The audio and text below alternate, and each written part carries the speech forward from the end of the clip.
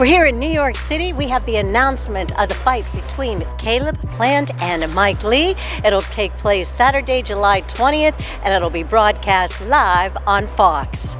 Storyline everybody's been talking about, and obviously it'll play a big role. I have really strong hands. Ask anybody that I fought, past two guys I fought.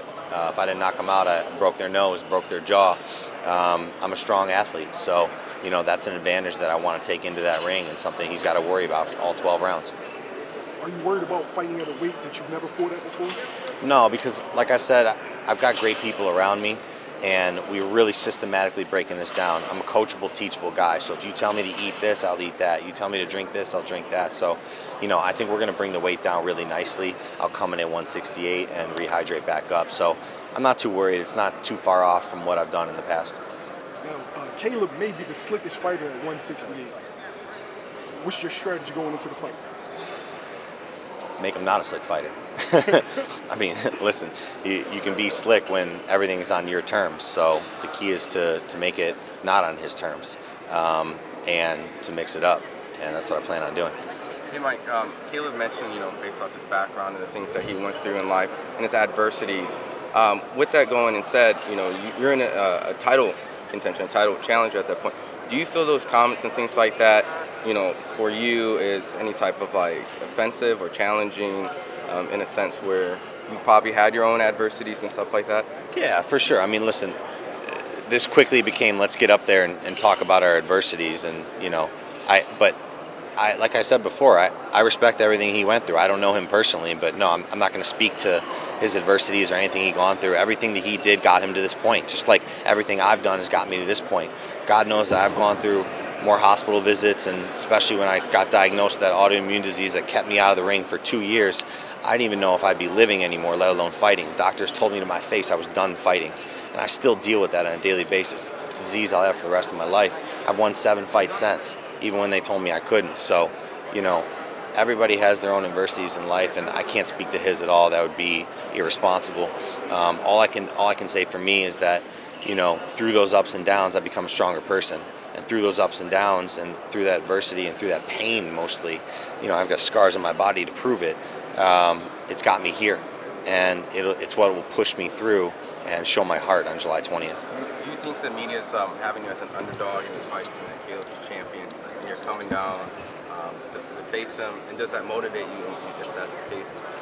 Yeah, I mean, this motivates me in general, so I don't need much motivation. It's a world title, but yeah, if the media has me as an underdog, I'm fine with that, you know? Like I said, when I say I got nothing to lose, I mean, like, I'm not coming out there cautiously. I mean, I'm training with everything I got. I'm coming out there with everything I got. You're going to see the strongest, fastest, smartest fighter, you know, because I feel like it's my destiny to win this world title, and that's why I took it.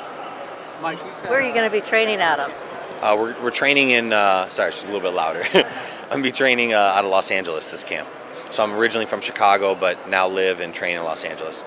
And just tell me, you know, I can't lose a pound. How are you going to do that? I mean, is it going to be more diet, or what's that game plan? A lot of this is diet. You know, the training regimen pretty much is consistent, and maybe we increase cardio or play with a couple things, but at the end of the day, it comes down to diet. It comes down to nutrition and exactly what you're putting in your body. So that's really, really important, and staying disciplined. You know, a lot of fighters won't stay disciplined before or during training camp. Even though we're, what are we, 7-8 weeks out, I got to stay I've been disciplined 12 weeks out at least. You know, I've known about this fight for a long time, so we've had time to prepare. It's not like we just made the announcement today, but I signed this contract a long time ago, so I knew I had to get to 168. What is your weight right now? Other champions want to fight you. 250. He said that other champions want to fight you, like the Undefeated, the Wells of the world, and you chose him. Why did you choose him? It's a phone call that came, you know. I mean, I had a few phone calls that came, and they weren't for world titles. And I told Mike Barreo, I said, I'm 21-0, I'm ranked 3rd in the world. Get me a title, man. I know I deserve it. I know I've been here. Let me fight for this world title. And when the 168-pound opened up, I said, let's go, let's do it.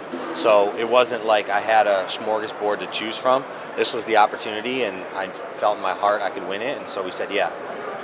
Mike Lee, besides boxing, what else have you done in your career, like going to schools or things like that, in order to talk to the kids and everything, to make them, you know, progress in something that they pursue in their career? That's been a huge part of my career. In fact, I've even donated a couple purses to different Notre Dame charities and children's charities. One in particular called Family Reach that helps children dealing with cancer and disease, and some that are on their final days and helping their families. So that's been super important to me. I've traveled all over the world giving back, and I think I'll end up doing that my entire career, my entire life, and speaking to kids about chasing their dreams. I mean, just like you heard me up there's a lot of people that didn't believe that I would get here, and so I always tell people to chase their dreams no matter how many people online or in front of your face tell you can't do it. That's been my ultimate message. And so whether it's speaking to college kids or you know, any type of kids or children's organizations or donating or being a part of those causes, that's really near and dear to my heart.